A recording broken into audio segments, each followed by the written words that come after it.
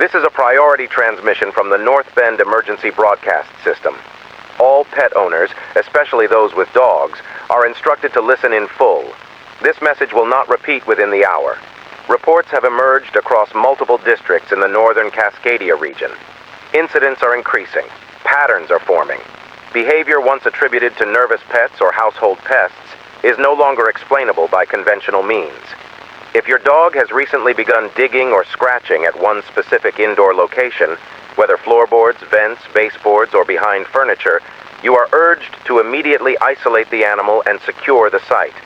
This is not a sign of anxiety. This is not behavioral regression. This is not a training issue.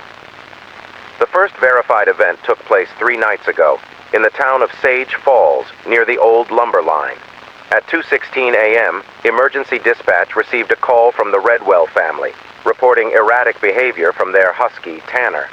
The dog had become fixated on a discolored tile in the kitchen, silent, relentless, and indifferent to human intervention. Tanner scratched without pause for nearly an hour. By the time the Redwells physically removed him, the pads of his front paws were split open. Blood pooled beneath him. When they pulled the tile, they found something beneath it. Not rot, not mold. Something dry, thin, unfamiliar. Samples were sent to analysis. The results are still pending. By dawn, 4 additional reports came in from the same street. One resident found her spaniel braced against the wall of her child's bedroom, nose pressed to the corner seam, refusing to move or blink. Another reported his 2 retrievers sitting motionless in front of the hallway closet, staring into the crack between the door and the frame. For 49 minutes. No growls, no motion, just silent attention. In all cases, audio taken during the event captured the same anomaly. A low-frequency hum, lasting no more than 12 seconds, recorded only by digital devices. No one in the room heard it. But every dog did. Authorities initially suspected rats, termites, high-frequency sound emitters from nearby utilities, but the local power company confirmed there were no active lines near the affected homes. Wildlife agents searched for burrows. Nothing. Pest control swept the attics and crawl spaces. Nothing. A city inspector conducted moisture readings, EMF checks, and heat scans across the Redwell kitchen. Everything came back normal, but Tanner hasn't gone near his food since. The second wave began in Cranesmore, a quiet township just north of Sage Falls. Here, a woman named June Kepler, 63, reported that her shepherd mix, Baxter, began pressing his chest flat against the hallway floor at exactly 3:11 a.m., 4 nights in a row. He would lie there, breathing heavily, one paw gently dragging across a thin crack between planks, like he was following something underneath. On the 5th night, June placed a camera in the hallway. The footage is now under review, but we have received a description from the response team. At 3:13 a.m., just as Baxter resumed his position, the sound of scratching began. Not from the dog, from under the floorboards. June says she thought it was mice. She called for pest control the next morning. When they pried up the boards, they found not nests, not droppings, but a small recess in the foundation filled with coarse hair, clumped, tangled, natural, not synthetic. There were also scratches in the concrete, deep, parallel, like nails. What happens next is not consistent, but the warnings are. Some dogs stop eating, others refuse to enter certain rooms. One border collie in Monroe Hill began circling the fireplace and barking for hours at a time, and some begin digging through linoleum. They don't stop, not for treats, not for commands, not even for pain. Owners are advised to intervene only if the animal risks self-injury. In all other cases, observe from a distance. Document behavior. Record video. Do not confront the location directly. This is a precaution, not a solution. One of the most alarming incidents to date occurred last week on Oak Ridge Trail, in a cabin development owned by the Whalen family. Their Labrador Cleo began scratching behind the headboard in the master bedroom. Always around 3 a.m., always at the same panel of wood. By the 3rd night, her claws were visibly worn down. She no longer played with toys. She no longer responded to her name. The Whalens assumed it was boredom. They blocked the wall with a dresser. That night, Cleo began scratching a different part of the same wall, 2 feet to the left. It didn't stop until sunrise. After a week of this, They removed the board. Behind the panel was insulation. Behind the insulation was a sealed wooden cavity, approximately 28 by 14 inches. Inside, a child's raincoat, discolored, a single leather shoe, human hair, a name stitched on the coat tag, C. Maddox. There are no records of a C. Maddox living on Oak Ridge Trail. There are no missing persons reports associated with the name. And the Whalens had just bought the cabin last October. They called the county. An investigator arrived. The wooden panel was resealed. The Whalens were relocated pending review. Cleo has been taken to a behavioral clinic. She has not barked since. Authorities have now issued new behavioral markers for tracking exposure. If your dog exhibits the following symptoms: fixation on a single indoor location for more than 30 minutes. Scratching that causes bleeding or pad damage. Staring into vents or beneath doors. Avoidance of areas they previously occupied. Barking toward a wall or floor with no stimulus. You are advised to place the dog in a separate closed room, preferably without ventilation grills. Do not attempt to investigate the affected area yourself. Do not knock on the wall or floor. Do not speak through openings.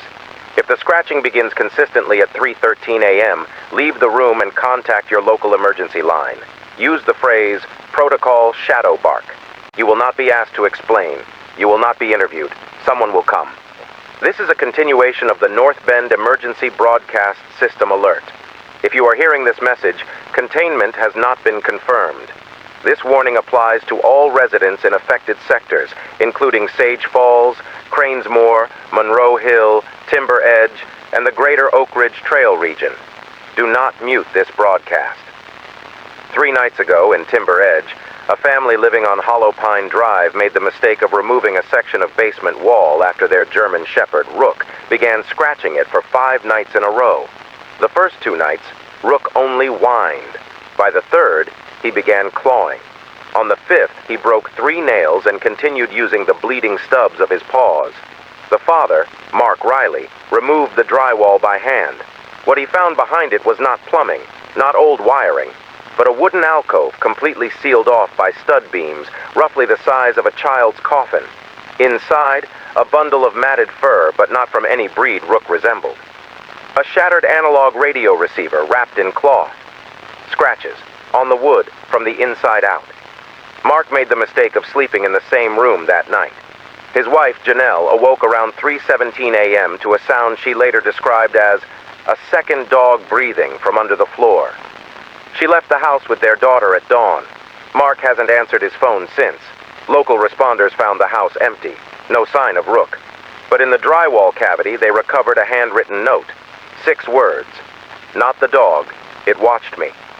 The surge continues. Vet clinics in the region are now receiving 3 to 5 cases per night involving severe self-inflicted paw injuries. In 87% of those cases, the behavior began after 3 a.m. and involved scratching, pressing against walls, or barking at vents or corners. 2 new pieces of verified audio have been distributed for analysis.